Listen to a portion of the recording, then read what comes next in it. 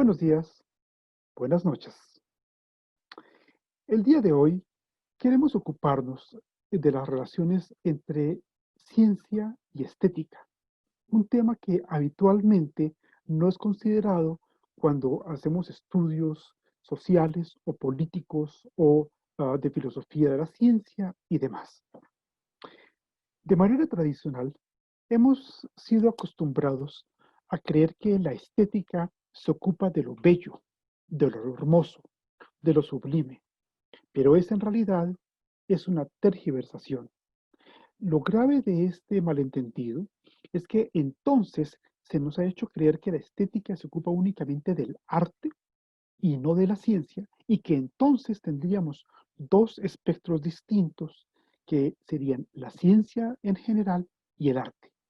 Y entonces no habría una forma de comunicación directa o inmediata entre ambos. A fin de entender este malentendido y subrayar el tema que queremos presentar hoy, vayamos a los orígenes de la estética. En la Grecia antigua, la estética se decía aesthesis. En griego no significa otra cosa que percepción, conocimiento. Y esta percepción o conocimiento significa dos elementos. El conocimiento sensible, pero al mismo tiempo el conocimiento que produce sentimientos, que en griego quería decir dos cosas, excepto en inglés. En inglés la palabra feelings significa al mismo tiempo los sentidos y los sentimientos. Podríamos decir los sentidos y las emociones. En ese sentido, la estética es la forma de conocimiento que genera un motivo de observación. La estética era la base del conocimiento y entonces no tenía nada que ver ni con el arte, ni con la belleza, ni con lo sublime.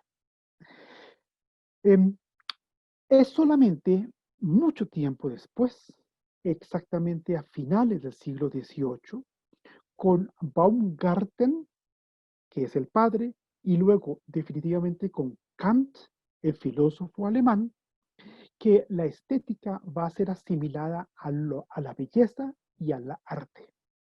El contexto en el que esto sucede es porque con Kant se han establecido dos campos perfectamente distintos o disímiles. Uno es la razón teórica o cognitiva y la otra es la razón práctica y en este caso emocional. Em, la estética es la forma como conocemos el mundo, como percibimos el mundo, de tal suerte que ese conocimiento y esa percepción nos afecta a través de los sentidos y también de los sentimientos. Esta observación implica un pequeño recorrido histórico acerca de la historia de las emociones en lo que hoy llamaríamos inteligencia emocional, lo que hoy llamaríamos las múltiples inteligencias y demás.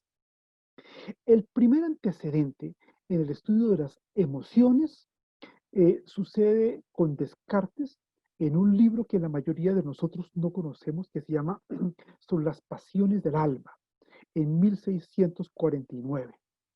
En 1649, Descartes se ocupa de un problema. Estamos saliendo del medioevo, estamos entrando en la modernidad. Descartes ha sido formado por los jesuitas y entonces tiene el debate enorme sobre qué hacemos con las pasiones, si las pasiones son buenas o son malas. Y como sabemos, toda la filosofía de Descartes en este plano consiste en la afirmación de que, la función del entendimiento es dominar a la voluntad. Las pasiones viven en la voluntad y el entendimiento tiene como obligación canalizar o controlar o dirigir las pasiones. Y hay una cierta ambigüedad en Descartes entre pasiones buenas y pasiones malas. Sin embargo, el tema de las emociones nace en la historia de la humanidad de manera puntual con Charles Darwin en un texto de 1872 que se llama el origen de las emociones en el hombre y en los animales. Podríamos traducirlo, el origen de las emociones en el ser humano y en los animales. Es la primera vez que el concepto de emoción aparece y que se lo entiende en el sentido como lo entendemos hoy en día, ¿cierto? Es decir, esa capacidad de sensibilización, de motivación, si se quiere, de efecto sobre el cuerpo y la mente humana.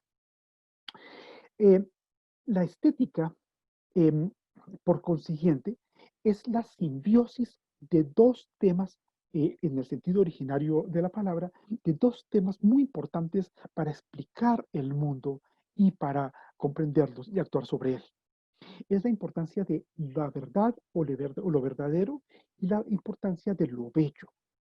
Una buena teoría científica debe ser verdadera, pero una buena teoría científica no es verdadera si al mismo tiempo no es bella o hermosa. Em, ¿Por qué razón la estética nunca fue considerada durante toda la historia de Occidente y apenas nace a finales del siglo XVIII y hoy todavía tiene una función negativa, una función sospechosa, a menos que se la manipule abiertamente, como sucede allá afuera, en términos de cirugía estética o estética facial o estética dental o salón de belleza y cosas como estas? La razón puntual por la que esto sucede es porque la estética comporta la capacidad de sensibilización y esa capacidad de sensibilización en toda la historia de la humanidad fue objeto de sospecha. Occidente es el primado del encefalocentrismo, del logos, y logos significa en griego tres cosas, al mismo tiempo razón, palabra y número. Y evidentemente que número, palabra y razón conforman una fuerte unidad. Y entonces el predominio del logos implica el descrédito o el desplazamiento del cuerpo, de la intuición, de la naturaleza. Y entonces el elemento que nos aparece es muy sugestivo. La negación de la estética es la anaístesis. La anestesia es exactamente la anestesia, la sedación. La historia de Occidente fue la sedación de la sociedad, fue la sedación de pueblos o culturas, y la sedación fue el proceso de anestesia con respecto a ese elemento importante que era el cuerpo y la naturaleza y la disyunción entre mente y cuerpo.